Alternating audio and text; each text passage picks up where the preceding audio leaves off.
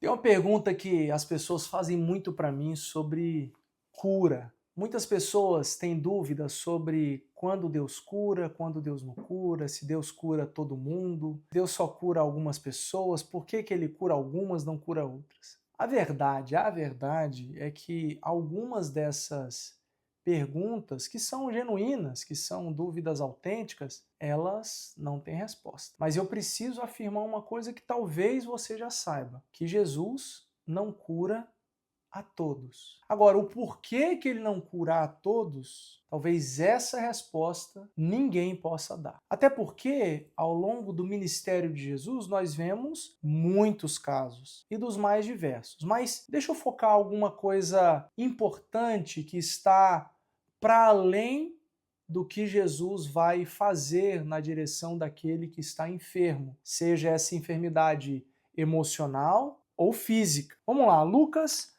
capítulo 5, versículo 12 até o versículo 13. Só 2 versículos que diz assim: Estando Jesus numa das cidades, passou um homem coberto de lepra. Quando viu Jesus, prostrou-se, rosto em terra, e rogou-lhe: Se quiseres, podes purificar-me.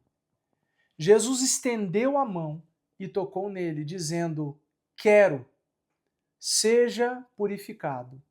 E imediatamente a lepra o deixou. Essa história aqui, ela é muito interessante por alguns aspectos. Primeiro que Jesus estava passando por um lugar e lá havia um doente. Geralmente na vida é assim.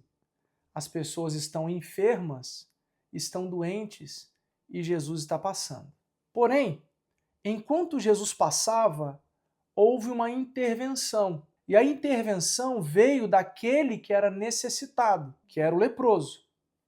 Esse homem passa então a clamar por ajuda e ele grita. Jesus, ele foi na direção de Jesus, colocou a sua cara no chão e ainda disse uma das palavras, uma das frases mais recheadas de fé que a gente pode encontrar na Bíblia.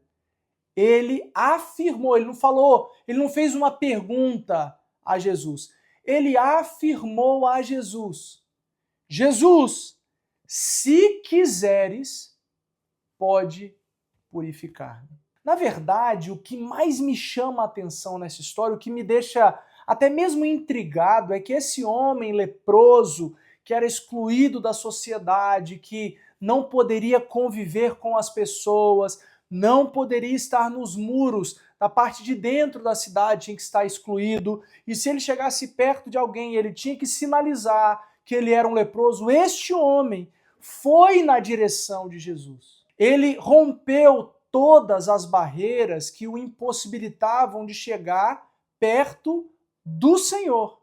Então ele não estava nem aí para o que estava socialmente colocado, ele foi na direção daquilo que ele cria. Ele cria que Jesus tinha poder para curá-lo. Então ele foi na direção de Jesus e não só foi, ele reconheceu quem Jesus era, ele se humilhou, botou a cara no pó, diante de Deus, do Deus encarnado. E ali, naquele lugar, humilhado, ele disse: Senhor, com fé. Imagina a fé desse homem, porque a fé veio antes de qualquer atitude que ele poderia ter tomado. A fé veio antes dele romper com as barreiras sociais. Veio antes. A fé veio antes para que ele pudesse então tomar força para fazer o que ele tinha que fazer, que é ir na direção de Jesus Cristo. Chegando lá, humilhado, prostrado diante do Senhor, ele fala: se quiseres, pode purificar-me. O que mais me chama a atenção é a fé desse homem. E não só isso, não só a fé dele. Ele afirma que se Jesus quiser, pode curá-lo, mas ao mesmo tempo, ele não faz nenhuma imposição sobre Jesus. Ele não impõe nada a Jesus. Ele fala: Jesus, eu sei que você pode. Você poderia, por favor, me curar? Você poderia olhar para mim com misericórdia e curar a minha enfermidade?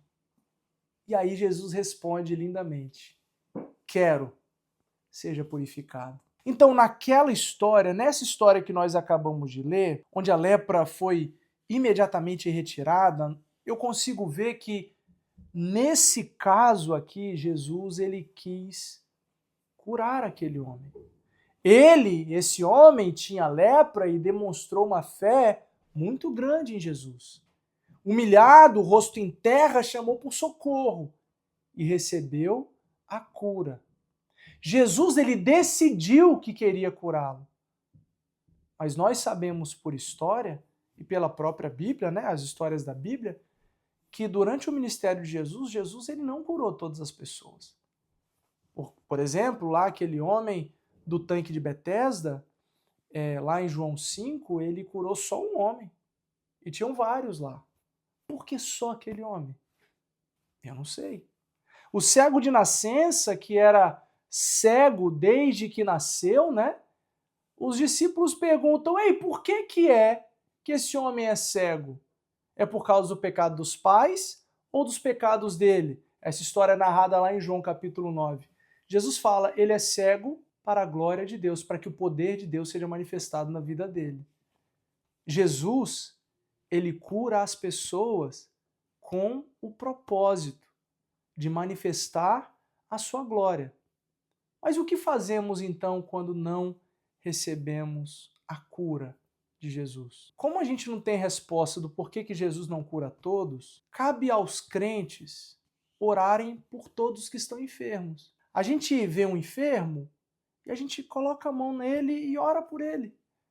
A gente ou repreende a doença, ou declara cura sobre a sua vida, ou ora para que o seu corpo volte a funcionar normalmente. Aquilo que o Senhor falar com você naquela hora, você ministra sobre aquele enfermo, mas ora.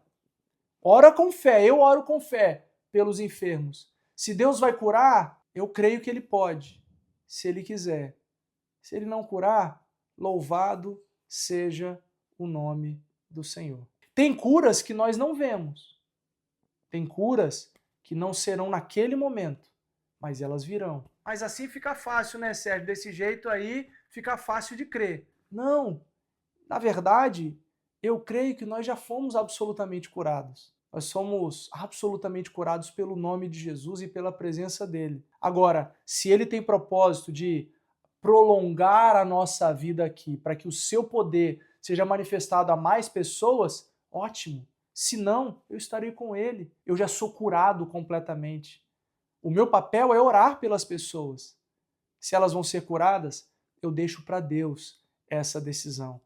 Eu oro e creio, porque Ele é Deus e é capaz de curar. A pergunta é: você está buscando Jesus para quê? Está buscando Jesus para receber algo dele?